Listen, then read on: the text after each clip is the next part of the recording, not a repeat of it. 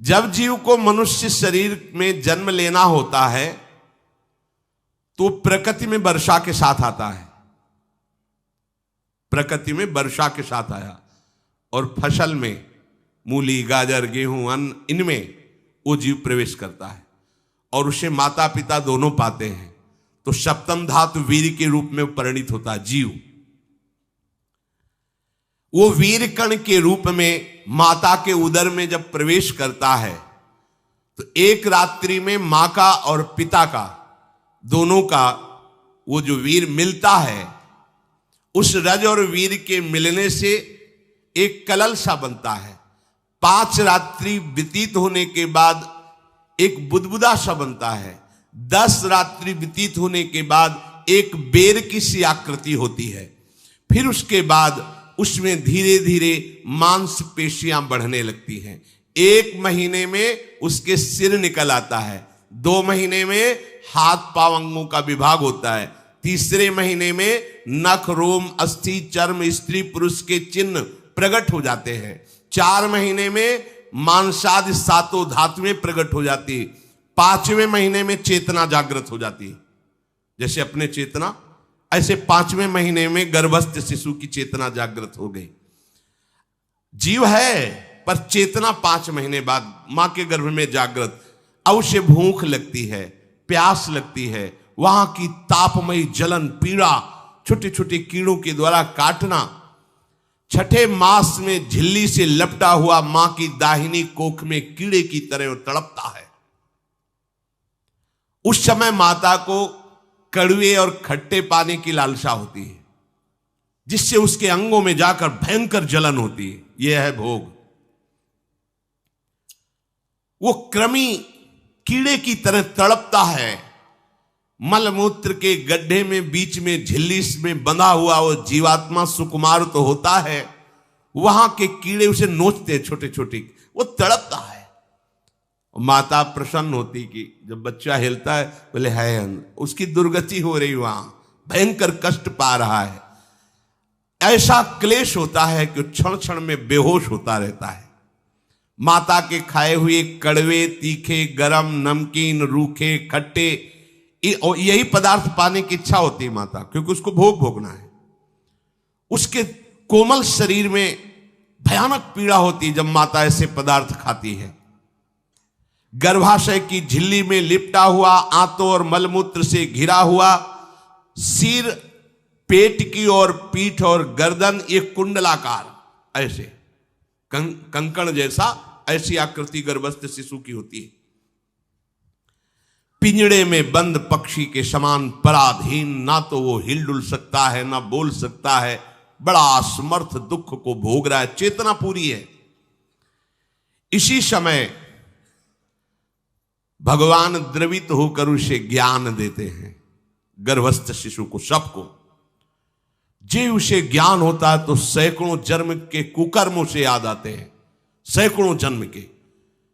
ओहो, ये मेरे कर्म का ही फल, मैंने ऐसे कर्म किए इसलिए ये दुख भोग रहा हूं।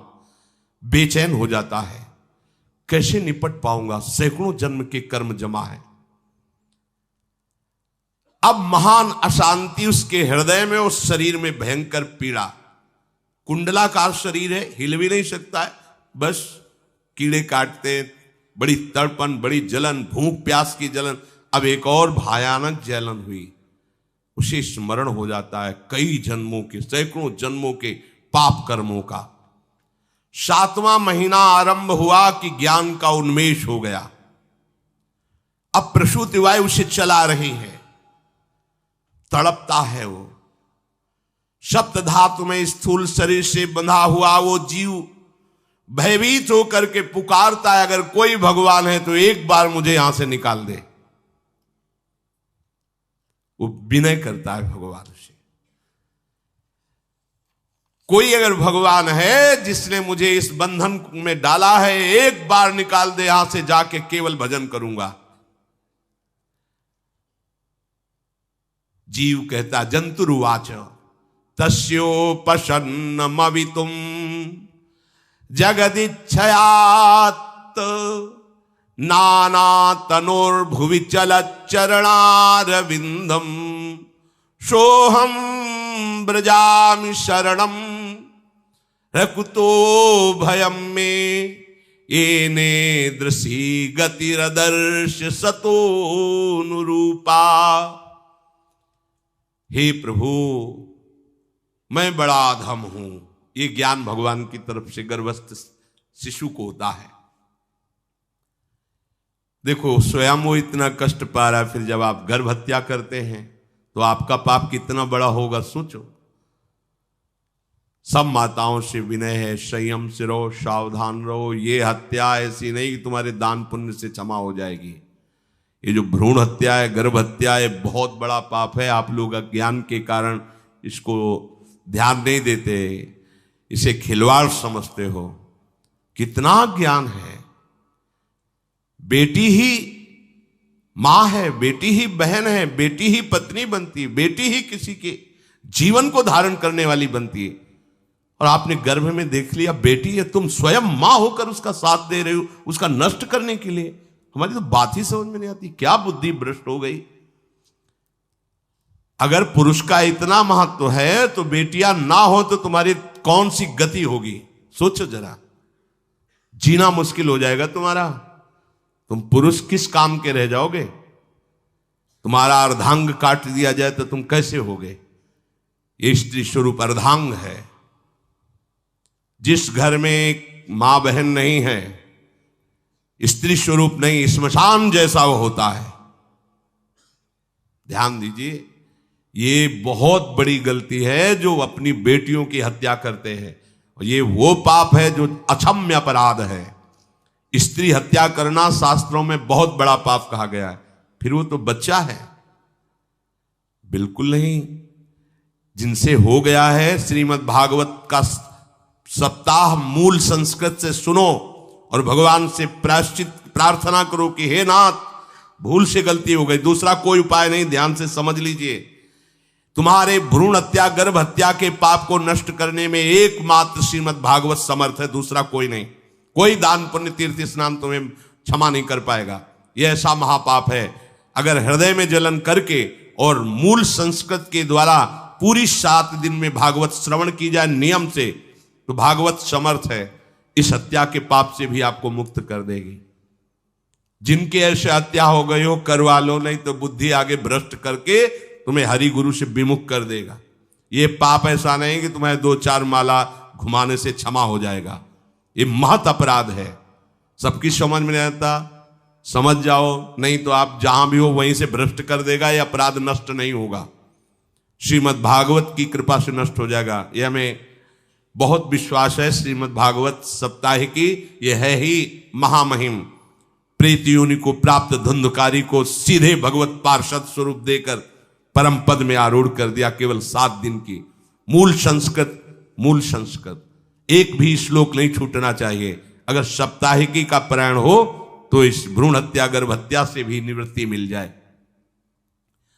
अब वो जीव भगवान को पुकारता है, मैं बड़ा नीच अधम हूं। आहा, भगवान आपने जो मुझे गति दिखाई है तो मेरे कर्म के अनुसार ही है, आपका इसमें कोई दोष नहीं। हम लोग जब कष्ट भोगते तो भगवान से कहते हैं हमने तुम्हारा क्या बिगाड़ा। भगवान ने नहीं बिगाड़ा, तू खुद देख क्या बिगाड़ लिया अपना। करो पापाचरण। अब देखो, हमने तो जीवन में कोई पाप नहीं किया और कितने गर्भ हत्या की है, कितनी खिलवाड़ समझे हो। ये बिल्कुल भयावह चीज है, आप लोगों को नहीं। हम बार बार इसीलिए कह रहे कि भयावह वस्तु है, तुम्हें बहुत ऊंचाई से घसीट के भ्रष्ट कर देगी। बहुत होश में हो, भूल के कभी ऐसा न करना जहां तक हमारी आवाज पहुंचे, जहां तक सुनाई दे। गर्भ हत्या मत करना, संयम से रहो। इस तरह का व्यवहार मत करो कि तुम्हारा मनुष्य जन्म ही व्यर्थ चला जाए। इसमें तीनों को बराबर दंड मिलेगा, गर्भ हत्या कराने वाला, गर्भ हत्या की प्रेरणा देने वाला और गर्भ हत्या में सहयोग देने वाला। जो औषधि डॉक्टर या जो भी, तीनों को दुर्गति होगी। माता पिता प्रेरक और कर्ता। ऐसा नहीं कि आप डॉक्टर हो तो आपको गर्भ हत्या करने का अधिकार नहीं। आप डॉक्टर हो दूसरे के शरीर को स्वस्थ करके निरोग करने के लिए, हत्या करने के लिए नहीं। कोई भी हमारा संविधान ऐसा आदेश नहीं करता कि आप गर्भ हत्या कर दो। ना भागवतिक और ना भारतीय संविधान ऐसा संविधान आदेश नहीं करता। अब वो जीव कह रहा है कि प्रभु मेरे योग्य ही है, आपने जो मुझे दंड दिया है। मैंने सुना है कि आपकी शरण में जो आता है आप उसकी रक्षा कर लेते हैं। आपकी जो शरण में हो जाता है वो इस भूमि पर, भारत भूमि पर, विश्व पर निर्भय विचरण करता है, कोई उसे भय नहीं प्रदान कर सकता। प्रभु मैं इस माता के उदर में माया का रहस्य न जानने के कारण ऐसे कर्म किए कि मैं आ गया हूं, बहुत दुख पा रहा हूं। हे निर्विकार अखंड बोध स्वरूप परमात्मा, मैं बार बार नमस्कार करता हूं। प्रभु मेरे ऊपर कृपा कर दो, एक बार इस गर्भ से निकाल दो, मैं यहां से बाहर जाकर आपका निरंतर भजन करूंगा। ये वादा करके आए हम प्रभु से सब। प्रभु ने करुणा करके हमें चांस दिया है मनुष्य शरीर। प्रभु मैं बहुत जन्मों से इस समय स्मृति आ रही देख रहा हूं, कर्मों में भटकता रहा आपसे विमुख होकर के। ये जो मुझे अभी ज्ञान हो रहा है केवल आपकी कृपा से तत्कालिक है, तत्कालिक। एक तत्कालिक वैराग्य होता है, जैसे कथा सुनियो मन में आया कि अब तो भजन ही करना है। ये तत्कालिक है, स्थायी नहीं है, इसे स्थायी बनाओ। प्रभु आप अंतर्यामी हो, आप सब कुछ जान रहे हो। तीनों तापों की शांति के लिए भक्तजन आपका भजन करते हैं।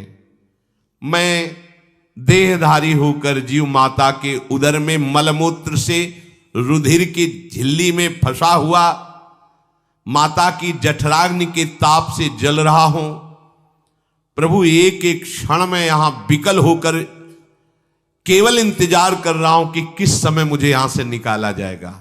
दीन बंधु यहां से कब मैं निकलूंगा।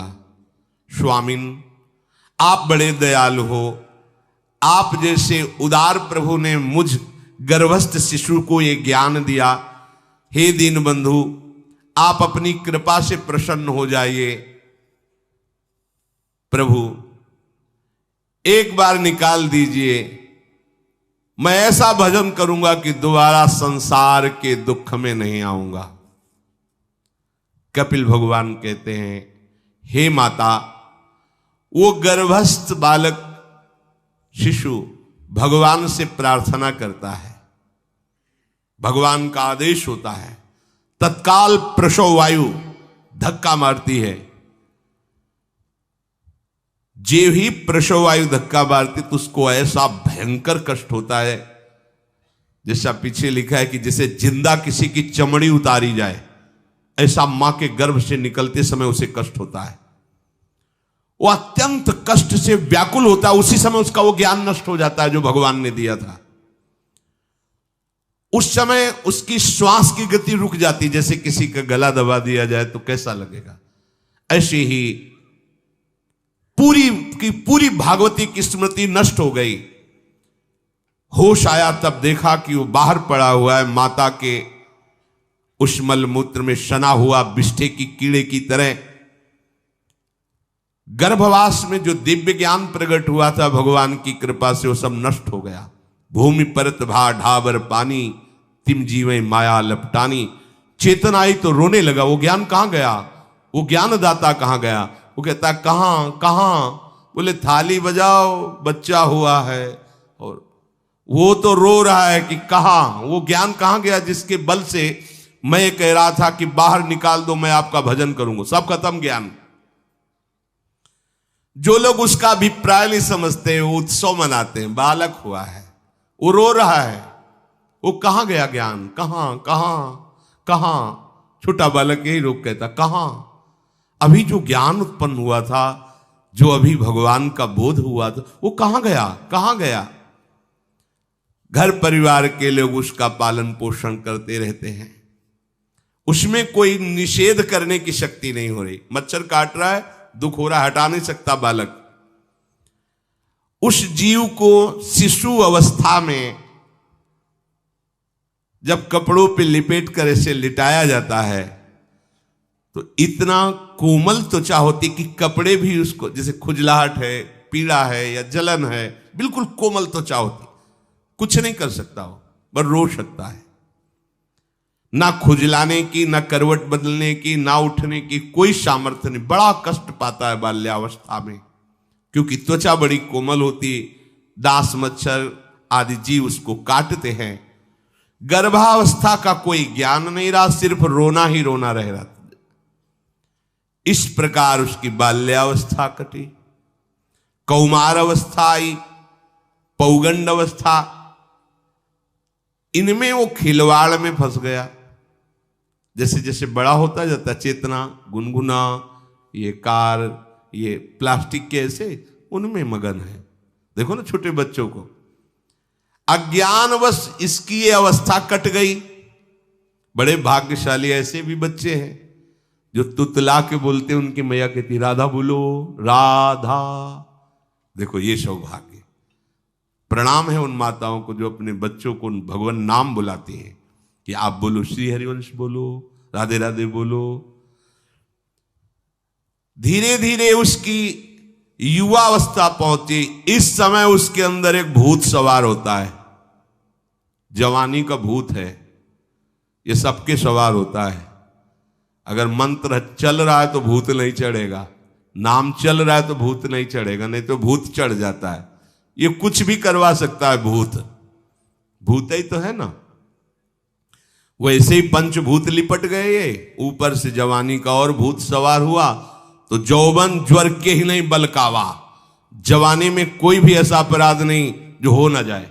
बड़ा भयानक इसमें स्वरूप होता है। इसमें केवल भोग, केवल भोग, एक ही दृष्टि रहती है, भोग भोगना। अज्ञानवश जब भोगों की प्राप्ति में बाधा पड़ती तो भयंकर वो क्रोध करता है, शोकाकुल होकर हिंसा कर बैठता है। जैसी घटनाएं सुनने को मिलती हैं, राक्षसी घटनाएं, ये भूत है जवानी का। जहां कामना में बाधा पहुंची, क्रोध, क्रोध में वो समझ नहीं पाता कि मेरे जैसा ही प्रिय शरीर उसका है जो मैं वर्ताव कर रहा हूं। सदेहेन मानेन वर्धमानेन मन्युना करोति विग्रहम कामी कामेष्वंताय चात्मनः। जैसे जैसे देह बढ़ता जाता है, पुष्ट होता जाता है, वैसे वैसे भोग वासना और अभिमान बढ़ता जाता है। वो काम परवश होकर अपना नाश करना शुरू कर देता है। यौवन, वो फिर खोटी बुद्धि वाला वैसे ही पाप करने लगता है जिन पापों के कारण उसकी दुर्गति हुई थी नरक आदि की, और मां के गर्भ में आया था। देहाभिमानवश निरंतर मैं करूंगा, मैंने भोगा, मैं वो भोगूंगा। उसे ये ज्ञान नहीं रहता कि मैं वादा करके आया हूं कि भजन करूंगा और इस संसार से मुक्त हो जाऊंगा, भूल गया। इसी शरीर से उसको फिर भयंकर कष्ट भोगने पड़ेंगे। इसी का नाम संसार चक्र है। अगर कहीं उसे सत्संग मिल जाए, सन्मार्ग में चल दे, तो माया भेजती है दो प्रकार के लोग उनको भ्रष्ट करने के लिए। एक जिह्वा रसेंद्री को और एक उपस्थेंद्री जनेंद्री के भोगों का समागम भेजती है। फ्री भोगो, ध्यान रखना, शास्त्र है, सत्य एक एक अक्षर है। जब किसी को सत्संग मिल जाता है तो सत्संग का प्रभाव होता है भगवत मार्ग में रुचि पैदा करना, प्रभु अच्छे लगना, प्रभु का नाम जप करना, सत्य मार्ग में चलना। जब तुम सतमार्ग में चलोगे तो दो प्रकार के लोग भेजे जाएंगे। बढ़िया हलवा, बढ़िया खीर, रबड़ी, लो प्रभु, पाओ, आरोगो। रसेंद्री और फिर जनेंद्री, फ्री, कोई परेशानी नहीं, भोगिए आप।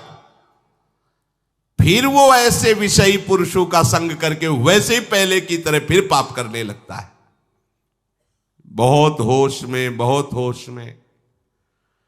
इनको ऐसे लोगों का संग कराया जाता है जिससे सत्य, शौच, पवित्रता, दया, संयम, लज्जा, क्षमा, यश, मन इंद्री का संयम, ये सब सद्गुण नष्ट हो जाएं, ऐसे लोगों का संग कराया जाता है।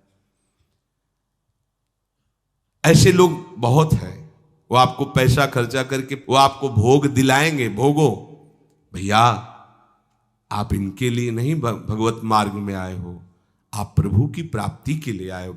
बचो, सावधान हो।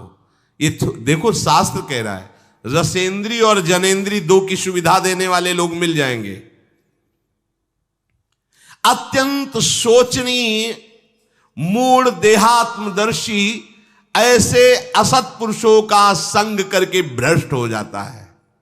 अच्छा, वो आग लगा दिए, वो चल दिए, फिर नहीं देंगे। कुछ लोग ऐसे होते हैं, ये 10 दिन अपने पैसे से आपको नशा करवाएंगे, फिर इसके बाद तुम्हें उनके पैरों में गिरना पड़ेगा, फिर मांगने से भी नहीं देंगे, पहले फिर ही देंगे। आदत बिगड़ गई। ऐसे लोग मिलेंगे, मुस्कुराएंगे, हंसेंगे, आपको गले लगाएंगे, आपको लगेगा जीवन का सार मिल गया, फिर इसके बाद जूते चलाएंगे, गली में नहीं देखने देंगे। अब तुम्हारी वृत्ति बिगड़ गई, तुम उधर ही ताको, होश में होश में। इस जीव को किसी और के संग से ऐसा बंधन, ऐसा मोह नहीं होता जैसा कामिनियों के संग से होता है। भगवान कपिल देव जी कह रहे हैं, न तथास्य भवेन्मोहो बंधश्चान्य प्रसंगतः योषित संज्ञाद यथा पुरुषो यथा तत्संग संगता। कामी पुरुषों का, कामिनियों का संग जैसा परमार्थ भ्रष्ट करता है, वैसा और किसी से नहीं हो सकता। इसलिए तुम इतना अपने को मत साधक समझ लो कि हमारा कौन बिगाड़ सकता है। उदाहरण में दे रहे हैं, प्रजापति स्वाम दुहितरम दृष्ट्वा तद्रूप धर्षितः रोहित भूताम शोनवधा वृक्ष रूपी हतत्रपहा। स्वयं प्रजापति भगवान ब्रह्मा जी ने अपनी पुत्री को जब देखा, प्रसंग आता है, सरस्वती जी, बहुत सुंदर सरस्वती जी है, तो अपने को संभाल न सके। उनके रूप, लावण्य और यौवन के स्वरूप को देखकर भगवान ब्रह्मा जी आकर्षित हो गए। इसलिए दूसरों की तो बात ही क्या है, हम सब ब्रह्मा के ही बनाए हुए हैं, वो आकर्षित हो गए।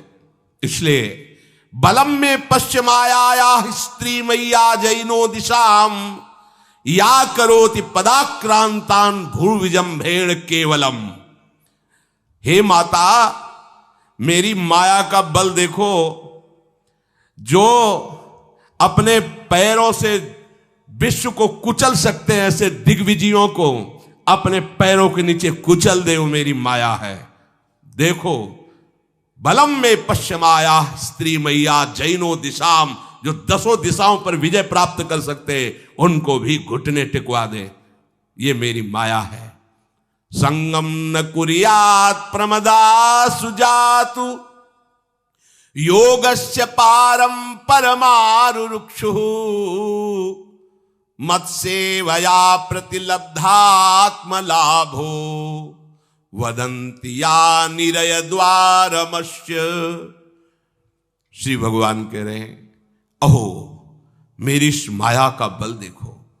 इसलिए जो मेरे को प्राप्त करना चाहता है, योगारूढ़ होना चाहता है, भजन में आगे उन्नति चाहता है, उसे चाहिए जो तुम्हें भ्रष्ट करने के लिए इशारे करे, चाहे स्त्री हो चाहे पुरुष। तजिए ताहि कोटि बैरिशम यद्यप परम सने, वो मित्र नहीं, वो माया के द्वारा भेजा हुआ दूत है। चाहे कोई भी हो, होश में तुम समझते हो कि बाजी जीत गए, भाग्य खुल गए, तरस रहे थे भोगों के लिए, मिल गए भोग। अरे नारकी गतियों से बचने के लिए तुम्हें अवसर मिला था, फिर नरक जा रहे हो।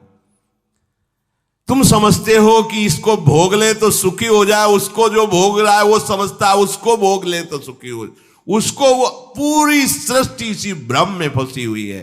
होश में हो जाओ। जो परम पद चाहता है, भजन करना चाहता है, ठीक से मार्ग में चलना चाहता है, उसे शब्द भगवान के याद कर लेने चाहिए। चाहे वो स्त्री हो चाहे पुरुष, जो तुम्हें गंदी बातें सिखाए, गंदी बातें दिखाए, गंदी बातें करने के लिए प्रोत्साहन दे, जाके संग कुमति मति उपजय करत भजन में भंग तजोरे मन हरि विमुखन को संग। गृहस्थ हो तो धर्म के अनुसार अपनी पत्नी मात्र में सीमित रहो। ये उद्दंडता तुम्हारा नाश कर देगी। ये जो आज नई रीतियां चल रही हैं, ये भगवान ब्रह्मा जी ने अपने पुत्रों को बुलाया। चारों युग ये पुत्र हैं भगवान ब्रह्मा के, सतयुग त्रेता द्वापर कलयुग। सतयुग से कहा भाई हमने रचा है नरक, तुम्हारा स्वभाव सत्य में स्थित होना है, इसलिए हमारी आज्ञा का पालन करो कि नरक खाली भी नहीं रहना चाहिए। तो उनका पिताश्री जब हमारा स्वभाव आपने ही रचा है तो मेरे राज्य में कोई नरक जाए, भूल चूक से किसी को नरक नहीं जाने देंगे। त्रेता से कहा तो उन्होंने कहा कोशिश करेंगे अपने बड़े भाई का अनुगमन करने की। द्वापर से कहा तो उन्होंने कहा कोशिश करेंगे आपकी आज्ञा का पालन करने की। समझना। लेकिन जब कलयुग आया तो मुस्कुरा के बोला पिताश्री जैसे बड़े भैया ने कहा मेरे राज्य में कोई नरक मेरी जानकारी में नहीं जा पाएगा, ऐसे ही मेरे राज्य में कोई स्वर्ग या परम पद मेरी जानकारी में नहीं जा पाएगा। मैं सीधे हाउसफुल करूंगा नरक। देख लो ना, शराब पीना, व्यभिचार करना, जुआ खेलना, चोरी करना, हिंसा करना, इसके प्रधान स्थान हैं। ब्रह्मा जी से कहा आप चिंता मत करो, जैसे बड़े भैया कहते हैं कि हमारे राज्य में कोई नरक नहीं जाएगा, ऐसे हम आपको वचन देते हैं। अगर हमारी दृष्टि पड़ी तो न स्वर्ग जाने देंगे न परम पद में जाने देंगे। तभी महाप्रभु कहते पाए जान जगत में सब जन कपटी कुटिल कलयुगी टंचू। कलयुग ने सबको देख रखा है, सबको अधीन कर रखा है। अगर बच सकते हो तो एक हरिनाम है, राधा नाम है, जो कलयुग का प्रभाव नहीं पड़ने देगा। इसलिए होश में, चाहे वो पुरुष हो या स्त्री हो, रिश्तेदार हो, नातेदार हो, कोई हो, जिसके संग से भोग वासना बढ़े, भगवत विमुक्ता हो, दूरी बना लो, तत्काल दूरी बना लो। वो मित्र नहीं, वो भारी दुश्मन है, जो तुम्हें फिर वही दुर्गति में ले जाएगा जो गर्भ में वादा किया वो नहीं कर पाओगे। भगवान कह रहे मैं इसलिए मना कर रहा हूं कि ये खुला हुआ नरक का द्वार है। वदंती या निरय द्वारमस्य, निरय माने नरक का द्वार, अस्य माने ये भोग विलासिता खुला हुआ नरक का द्वार है। इसका भाव यह है कि इसमें सुख तो है नहीं, सुख भासता है। भासना और है में अंतर है।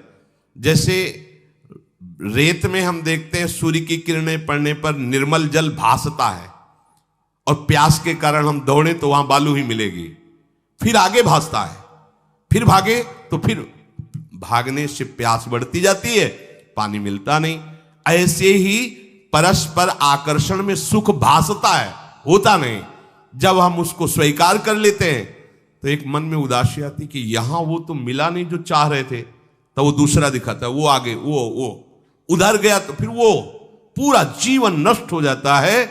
और मिला नहीं क्योंकि है नहीं, भासता है, सुख भासता है नहीं। प्रभु में सुख भासता नहीं, प्रभु में सुख है, भासता नहीं है। इसलिए जो भासता में लगे वो प्रभु में नहीं लग पाते, क्योंकि यहां भासता नहीं है, वहां भास रहा है, और है नहीं। यहां है, भास नहीं रहा है तो है का परिचय नहीं है, इसलिए वो यहां लग। और जो लग गया तो नाच नाच के मीरा जी कहती पायो जी पायो मैंने राम रतन धन पायो। पति है। प्रथम रात्रि में मीरा जी ने राणा साहब से कहा कि आप हमारी बात शायद समझ सकते हो, आप हमें स्पर्श मत करना। मैंने सुहाग गिरधर के नाम का भरा है, मैं तुम्हारी पत्नी नहीं हूं। लोक व्यवहार के कारण तुम पति रूप में आए हो, तो मैं चाहती हूं कि तुम मेरा सहयोग करो। मैं एक पतिव्रता हूं गिरधर की। मेरे तो गिरधर गोपाल बैठे थे एक ही सैया में, उतर के चरणों में बैठ गए। मीरा जी के चरण पकड़े के अहो भाग्य, मुझे ऐसे सौभाग्य मिला कि आपका पति होने का। एकांत में आप हमारी गुरु होंगी और समाज में आप पत्नी का स्वांग करेंगी, जिससे आपको विक्षेप नहीं पड़े। आजीवन निर्वाह किया, एकांत में गुरुवत मीरा जी के प्रति व्यवहार करते राणा साहब, और व्यवहार में मीरा जी पत्नी जैसा व्यवहार में बाहर और अंतर में ऐसी सदगति हुई राणा की जो बड़े बड़े योगियों को दुर्लभ है। वो मीरा जी जीवन में कभी भी किसी भोग को स्वीकार नहीं किया। गिरधर के रंग राची, सब भोग चरणों में लुट रहे थे। सोचिए, राज परिवार में ब्याही गई, क्या था? किसी भी सुख की आकांक्षा नहीं। यह है रंग श्री हरि का। है नहीं ना उनमें सुख। जो है सुख वो मिल गया तो फिर भासने की तरफ क्यों बढ़ेगा? इसलिए ये जो मेरी माया है, ये मित्र बनकर पहले सेवा के बहाने से धीरे धीरे पास आती है। आती है का शब्द माया के लिए है। वो किसी भी रूप में होगी। माया का कोई रूप नहीं आज तक वर्णन किया गया। कोई भी रूप हो, वस्तु, व्यक्ति, स्थान, घटना, कुछ भी। उपासक जब समझ नहीं पाता तो वही उसके नाश का कारण बन जाती है। बहुत सावधान। हमें नहीं पता किस रूप में आएगी। जिनको पता है हम उनको अपने पास रखें। वो है नाम, राधा राधा, फौरन पता चल जाएगा आपको पक्का। ये ठीक नहीं, नहीं बहुत श्रद्धा, नहीं बिल्कुल हटो, बिल्कुल हटो, अंदर से आए, बिल्कुल हटो। नहीं तो कोई समझाने वाला थोड़ी था बचपन से हमें कि भाई पास कोई हो, यही नाम। जहां कहीं कोई प्रियता, कहीं आश्रमों में कहीं कुछ समझ में, हटो हटो हटो, ये नाम हटाते हटाते हटाते जहां लगाना चाहिए वहां लगा दिया। नाम अगर है अंगरक्षक तो तुम्हें माया से बचाता रहेगा, क्योंकि जिनकी माया है उन्हीं का नाम है। वो खूब अच्छे से जानता है, माया को पहचानता है। नाम आप नहीं पहचानोगे पक्का, क्योंकि वो बाहर से ही नहीं आती, वो अंदर से भी आती है। ये सब माया के ही पार्षद है। मन बुद्धि चित्त अहंकार सब माया में है। नाम चलेगा तो अंदर और बाहर दोनों जगह सुरक्षित रखेगा। पकड़ लीजिए।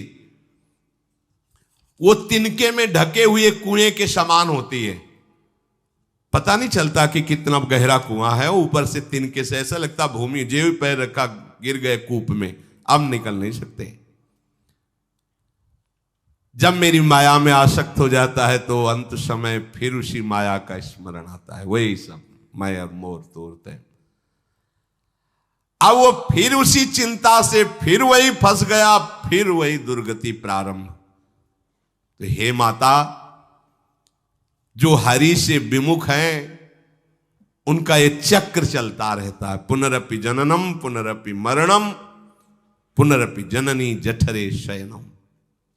इसलिए मुमुक्ष उपासक को चाहिए कि ना कोई भय स्वीकार करो, डरो मत माया से। देखो भगवान के वचन, ना किसी के सामने दीन हो।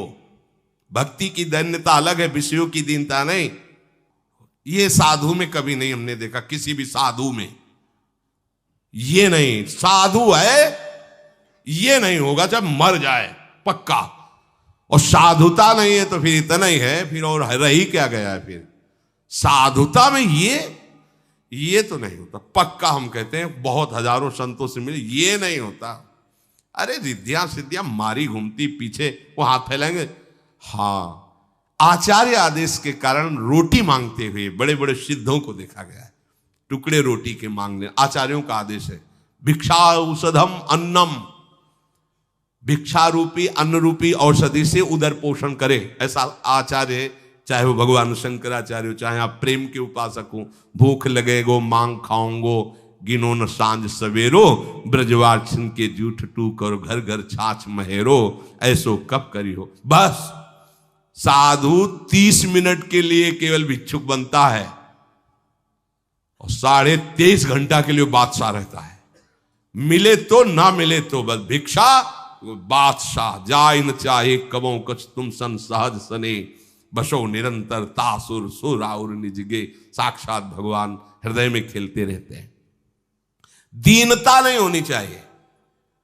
ये भागवतिक दैन्यता अलग है, ये दलिद्रता रूपी दीनता नहीं होनी चाहिए कि ठंडी लग रही कपड़ा दे दो, देखो हमें तीर्थ यात्रा करनी पैसा दे दो, हमें यज्ञ कर। कौन सी यज्ञ करनी तुम्हें? कौन सी यज्ञ? श्वासों को बोलो राधा राधा राधा, एक एक श्वास की आहुति, इससे बड़ी कोई यज्ञ होगी? पूरा जीवन समर्पित, इससे बड़ा कोई तीर्थ होगा? अरे जहां चरण रख दे वहां तीर्थ प्रकट हो जाए, ऐसी भक्ति की महिमा होती। तीर्थी कुर्वन्ति तीर्थानि। ये दीनता नहीं होती साधुओं में, पाखंड में होती। दीनता साधुता में नहीं होती। इस विषय की ये दे दो बाबूजी, अरे धिक्कार है, धिक्कार है। कहा वह मोर दासा करे तुच्छ नरन के आशा, तो कहो कहां रहा विश्वासा। जिसने बिना किसी सहयोग के एक सेकंड में अनंत ब्रह्मांडों को रच दिया, वो हमारे स्वामी है। इसके बाद तुम ऐसे मांगते घूमो, कहां दासता रही? भय, जिसके भय से मृत्यु भी भयभीत होकर काम कर रही, जिसके भय से सूर्य चंद्र प्रकाशित हो रहे, जिसके भय से पृथ्वी जल में नहीं डूब रही, वो हमारा स्वामी है। फिर हमें भय किससे? मोह, चराचर जगत मेरे प्रभु का अंश, बस इस बात से प्रीति है। कोई शारीरिक संबंध से नहीं, माता पिता भाई बंधु नहीं। हमारा संबंध नाते नेह राम के मनियत सुरत सुदेव, जहां लो जितने भी संबंध है केवल आराध्य देव के संबंध से। बस निसंग भाव से वो फिर भगवत प्राप्त हो जाता है। ये सावधानी रखनी। निसंग भाव, कोई मित्र नहीं, कोई शत्रु नहीं। इस माया में संसार से मुक्त होने का यही उपाय है। भय नहीं, दीनता नहीं, मोह नहीं, किसी का संग नहीं, अपने श्यामा श्याम श्यामा श्याम श्यामा श्याम, उनके नाम की, उनके आश्रित।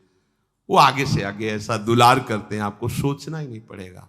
जैसे माँ को पता है बाल भोग कब कराना है बच्चे को, कौन सी पोशाक धारण करानी है, कहाँ उसको खेलने ले जाना है, ऐसे ही हमारे प्रियालाल को पता है ये दास है, इसको कब क्या। सच्ची मानिए, आगे से आगे व्यवस्था उनकी। आश्चर्य में हो जाओगे आप जब अपना अहंकार उनको समर्पित कर दोगे। हम अहंकारी जीव अपने अहंकार के कारण धक्का खाते घूम रहे नहीं। अखिल कोटि ब्रह्मांडों का सृजन करने वाला प्रभु है। 4 लाख योजन का एक पहाड़ केवल है, सोने का प्योर सोने का, मिलावट नहीं। 4 लाख योजन, एक योजन 4 कोस, एक कोस 3 किलोमीटर। कितना एक से एक रत्न इस पृथ्वी में है। ऐसे मालिक के गुलाम हो, ऐसे हाथ फैलाते घूमो। राधा राधा। इस शरीर को बहुत ध्यान से सुन लो। जो इस शरीर को निक्षेप माने धरोहर होता है, धरोहर की भांति। जैसे हम तुम्हें दे दें कि 500 रुपये रख लो, हमें जब काम लगेगा ले लेंगे। तो 500 रुपये रखे आपकी जेब में, लेकिन आप कभी उसे अपना नहीं मानेंगे। अगर कभी आवश्यकता पड़ी, किसी ने बताया भी कि 500 रुपये आपकी जेब में, नहीं, वो तो धरोहर है। जब वो मांग लेंगे तो उनको हम खर्चा, धरोहर का खर्चा स्वयं में नहीं किया जाता। ईमानदार आदमी धरोहर को जैसे रखा वही, ये नहीं कि हम 500 खर्चा कर लेते हैं फिर कमा के 500 दे देंगे, नहीं, वही सेम टू सेम वैसे ही वापस होगा। तो ये शरीर प्रभु की धरोहर है। सुधा निधि में भी एक श्लोक में आया है, ये प्रियाजू की धरोहर है। कबीरदास जी ने भी कहा है, चदरिया जैसी की तैसी धरि दीनी। जैसी दी थी प्रभु, हमने मलिन नहीं की, वैसे की वैसे वापस कर दी। तो क्या होगा उसका परिणाम? मोक्ष, भगवत प्राप्ति। इसे मलिन करने का अधिकार तुम्हें नहीं। ये चदरिया जो मिली है, मनुष्य शरीर, ये भगवत प्राप्ति। इसे गंदा मत करो। शरीर को धरोहर की भांति रखकर, ये गुरु की संपत्ति है, ये इष्ट देव की संपत्ति। तन वांग मनोभिरमलई सोहम तविवासिता। ये शरीर, ये मन, ये वाणी हमारे गुरुदेव को समर्पित, उनकी आज्ञा के अनुसार चलना है। तो क्या होगा? अनासक्ति बढ़ेगी, किसी से कोई राग नहीं। अनासक्त होकर वो भगवत प्राप्त हो जाएगा। एक ही उपाय समस्त दुखों से बचने का, मामुपेत्य। जो मेरे आश्रित हो गया, मेरा भजन करता है, पुनर्जन्म नहीं होता उसका। क्योंकि दुखालयम शाश्वतम, संसार में वही जवानी, वही बुढ़ापा, वही रोग, वही योनियों में भटकना। थोड़ा तो थक जाओ। तुम्हें नहीं चाहिए दिव्यता तो कम से कम इतना समझ लो। फिर वही प्रारंभ वाली बात कहते हैं कि देश विदेश सुख के लिए भटकते हो। तो हम भी तो ऐसे देश की बात कर रहे हैं जहां सुख ही सुख है, जहां काल की भी चाल नहीं है, वो है निकुंज देश। निकुंज देश के राजा हैं श्यामा श्याम। चलो ना वहां, राधा राधा रूपी धन कमाओ, यहां किसी से व्यवहार न करो, प्रेम का व्यवहार भगवत समर्पित करो, राग द्वेष का व्यवहार मत करो, तो इसी जन्म में ये कर्म परंपरा खत्म हो जाएगी। पता नहीं कौन कौन सी योनियों में हमें जाना पड़े मां के गर्भ में। इसलिए भाई ये आखिरी जन्म होना चाहिए, ऐसा कर लो, ऐसा धन कमा लो जो तुम्हारे साथ चले, वो है राधा नाम। अब जीवन में धोखा ना होने पावे। सबसे प्रार्थना है बच जाओ, आगे और कलयुग भयानक रूप लेके आएगा, आपसे भजन नहीं होगा। अभी देख लो, न खान पान पवित्र है, न संग पवित्र है, न दृश्य पवित्र है, आगे तो और भी। ये ऐसा समय पैदा करेगा कलयुग कि कोई राम कृष्ण हरि नाम सुनाई नहीं देगा। भा भ्रष्टाचारा सब संसारा धर्म सुने नहीं, कहीं स्वाहा स्वधा तो खत्म होता जा रहा है। देख लो, पहले यज्ञों की भरमार होती थी, कहां यज्ञ हो रहे हैं। ऐसे ही अभी सत्संग सुनने को मिल रहा है। कितने जगह सत्संग होता है, भगवत प्राप्ति का कितनी जगह सत्संग होता है, खोज लो आप पूरे भारत में। कितनी जगह शुद्ध शास्त्र सम्मत भगवत मार्ग की बात मिलेगी। कितने नाम जापक रह गए हैं। वास्तविक आगे चल करके आपको सपोर्ट ही नहीं मिलेगा भक्ति का। जैसे अभी डरने लगे कि अगर तिलक लगा के जाएंगे तो ऑफिस वाले क्या कहेंगे, स्कूल में तो कंठी और तिलक ही नहीं धारण करने दिया जाता। बच्चे कहते हैं, घर में कहते हैं तुम सुहागवती हो, कंठी तो विधवा धारण करती हैं। कैसा दुर्बुद्धि घर वाले। और ठाकुर सेवा ये तो विधवाओं का काम हुआ। सच्ची सौभाग्यवती वही है जिसने ठाकुर सेवा स्वीकार कर ली। सच्चा मंगल सूत्र कंठी ही है जिसने हरि का पहन लिया। कैसी मंद बुद्धि है लोगों की। ऐसी मतलब सौभाग्यवती भी कंठी पहन सकती हैं, तो हमें लगता है इससे बड़ा दुर्भाग्य क्या होगा, हम इसे सौभाग्य मानेंगे। राम हरि कृष्ण बोल न पावे, कंठी न धारण करे, रज न धारण करे और उसे सौभाग्यवती, तो कौन सा सौभाग्य। मरण धर्मापति, कुछ दिन में वो भी मरेगा, फिर बनना क्या बनना। न भजन लायक रह जाओगे, न संसार लायक रह जाओगे। प्रार्थना मान लो, थोड़ा कड़ुआ लगेगा लेकिन बहुत मीठा है परिणाम इसका। यत् अग्रे विस्मयो परिणामे अमृतोपमम। जिसमें शुरुआत विष जैसी लगे उसका परिणाम अमृत में होता है। खूब भजन करो और इसी जन्म में श्री जी को प्राप्त करो। श्री राधा वल्लभ लाल।